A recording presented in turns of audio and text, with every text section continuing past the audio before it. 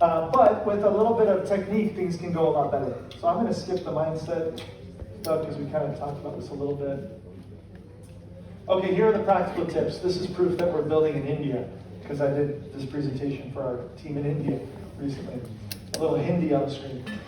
So here's what I learned from Teresa Harding. Remember, $1 billion downline in annual revenue. That's crazy, crazy. She has the Goddards in her team and the Chevys. Wow, that's wild. Okay, so first tip for closing, make sure that people have a physical paper in front of them. Even if you're teaching a virtual class, tell them to print out the pages or you can send them to them. If they can have something physical in their hand, the moment someone comes into my class and I put something in their hand, I have started the cycle of give and receive. Right? As soon as they receive, they're more likely to give back to me. That cycle starts from the first handshake, from the first time I put the paper in their hands. Next, let's see, what's the order of these? Show the price before you show them the value. This is the opposite of what most people do. Most people, they hand out like a natural solutions form at the beginning of their class. And then they teach, and then they scare people with the price at the end. And they hand out the kids or the price list or things like that. The proper way that I learned from Teresa Harding is you give people the price list at the very beginning of the class and the kits that you're going to focus on, and you scare them at the beginning of the class. The first thing I say is, look, we're going to talk about this presentation in a minute, but here's the price list. You can use this like a wish list, checking off the products that are the most interesting to you. And the kits are a way to save a lot of money. Anybody here like to save money? Yeah, everybody? Amazing, me too. So I'm going to show you at the end how you can save a lot of money by buying a kit of products. The kits are right here. You can already start to look at those as we go throughout the presentation. Then, for the next hour, guess what I'm doing? They're glancing back and forth between the value and the price, and the value and the price, and the value and the price, and I have an entire hour to normalize the price in their minds. For them to say, oh yeah, breathe, respiratory support, that's worth it. Oh, On Guard, immunity, that's really worth it. Oh, it also comes with this for emotions. Wow, that's really worth it. 200 euros, that's nothing for all this benefit, right? But if you teach, and then you scare them at the end, they say, no, I don't think it's worth that, right? Now, it's the opposite with an online class. I don't recommend doing that for a Zoom class. If you do that with a Zoom class, people are just gonna leave the Zoom room. But they can't leave your physical space. So in a physical space, this works really, really, really well. Why are you guys laughing at me? Okay. Then we know the fortune is the follow-up. We're always scheduling our next exposure. So even with Zoom classes, the most important thing you can do is schedule the follow-up conversation before you even get on the class. So it's, hey, Johnny, I know you're coming to my class tonight. Can I call you 10 minutes after? And Sally, you're going to call her 15 minutes after. And Becca, you're going to call 20 minutes after. So you're scheduling that next exposure right away. Now the actual script, this is how I close people, okay? And it works really, really well. I start by asking them, what did you like the most about what you saw here tonight? That's my favorite phrase.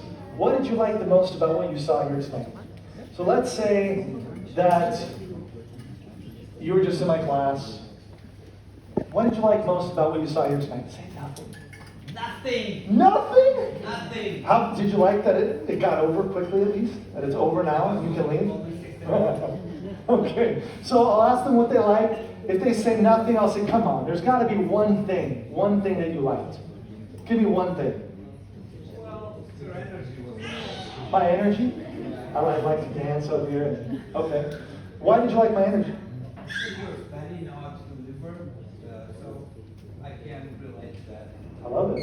What else? Tell me about the products. Was there anything that you thought was a little bit curious or was interesting to you? Well, my kids sometimes they don't sleep well. Try that. Okay. So immediately he's starting to build the list of products that are going to go in his kit, right?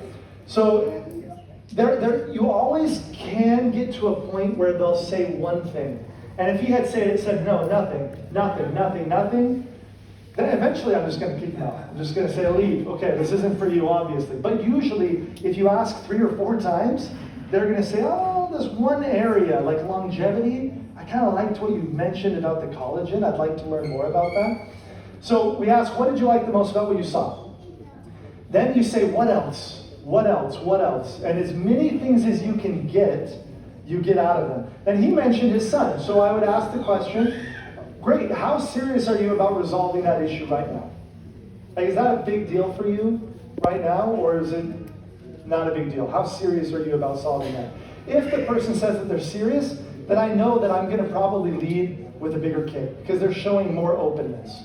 And actually, at the beginning of the screen, we said closing, but we talk more in doTERRA about opening people, right? It's more about opening people and their minds to a lifestyle than it is putting them in a box, right? Then the next step is I simply say, if I were you, I would. And usually this is where it ends. So it's, what did you like most about what you saw? What else? What else? What else? How serious are you about solving for those issues right now? Great. Well, if I were you, knowing what you just told me, here's what I would do. Super simple, non-pressured. You can remember the steps very, very clearly. You don't have to be a top salesperson to be able to do this.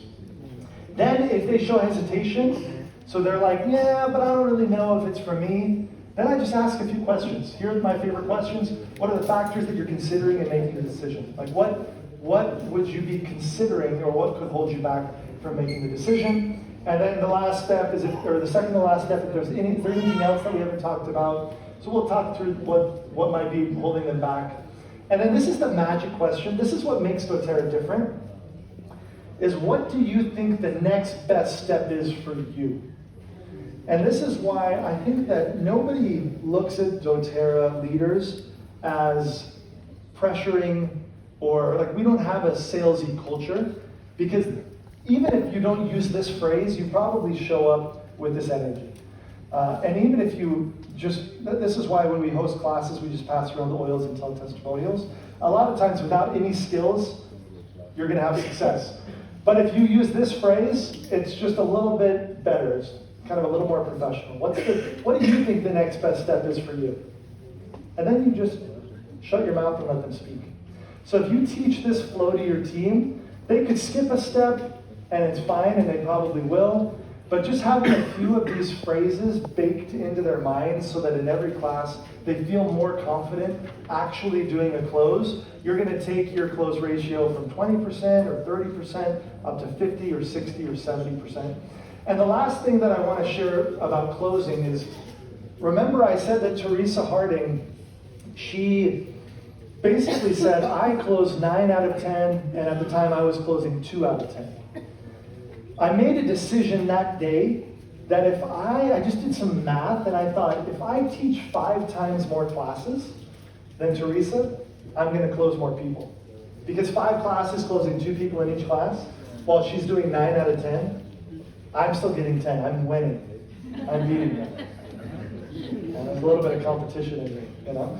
So you can win through massive action, and it's actually in doing that, because I was willing to just teach a ton of classes, even though we were elite and not having results, your skills improve in the action, in the actual doing, right? So it's not only knowing these tips that's going to take you to the next level, it's also repeating them over and over and over and over again. Okay, how are we doing on time? Do you guys want to talk launching new leaders first, or do you want to talk